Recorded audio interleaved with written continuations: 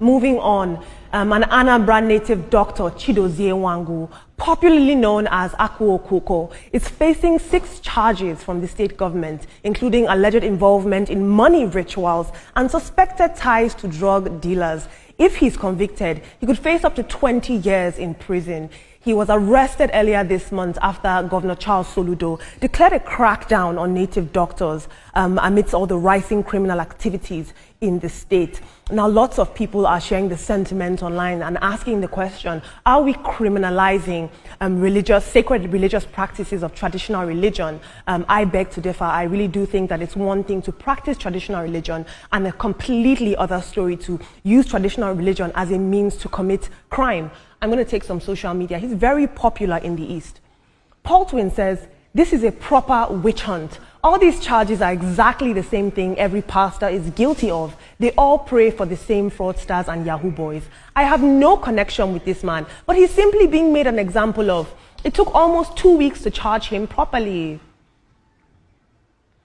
Grandpa Frank says, you mean he can't disappear from custody and appear in his living room?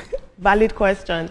And finally, Wisdom says, I want to believe he has enough charms to deliver himself from the encumbrances of the law. Those who claim to have the powers to deliver others from difficulties should be able to deliver themselves. Not only are you feasting on the naivety and the gullibility of the populace, you are now committing crime.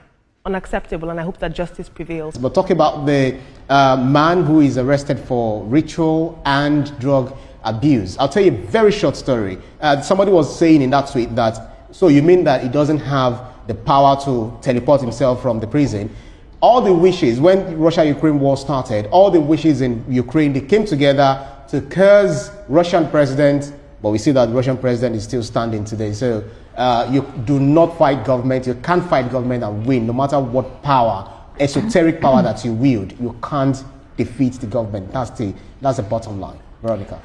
Now for the guy who is in prison, we saw yesterday that some native doctors were protesting, and we said that they had a right to do so because perhaps if they feel that the steps and the policies of the state government is, hampering their activities, then they needed to speak up. But when we see someone like this, 20 years imprisonment, if he is found guilty at the end of the day, I feel is too small in my perspective.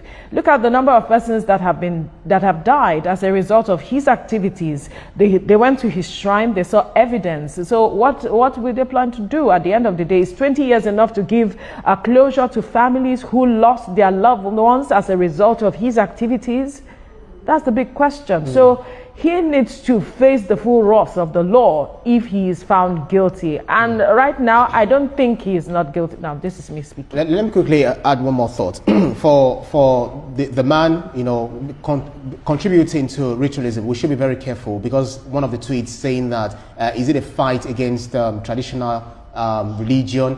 Whether it is Christian religion or Islamic religion or traditional religion, I believe that none of these religions, teaches to be fetish. I mean, when you say fetish, to kill your fellow human being because you're seeking money or because you're seeking wealth or anything, that is crime, that is criminal. So whoever is found wanting, guilty of this criminality, must be dealt with. Absolutely, and I think decisively. His case is particularly interesting because he's being celebritized. He has amassed a status and a following in the East, and young people need to see that this is not okay and we are not celebrating. But back to the guy who is in prison, a native doctor, we have seen the rise in ritualism, and we need to ensure that we teach this notion that ritualism is not the way to go, because a lot of young persons have seemingly adopted that as against working smart and hard to achieving their dreams. So it's important that these lessons are taught. Look at the 2 young women that just passed away a few months ago, back to back. Bodies found butchered.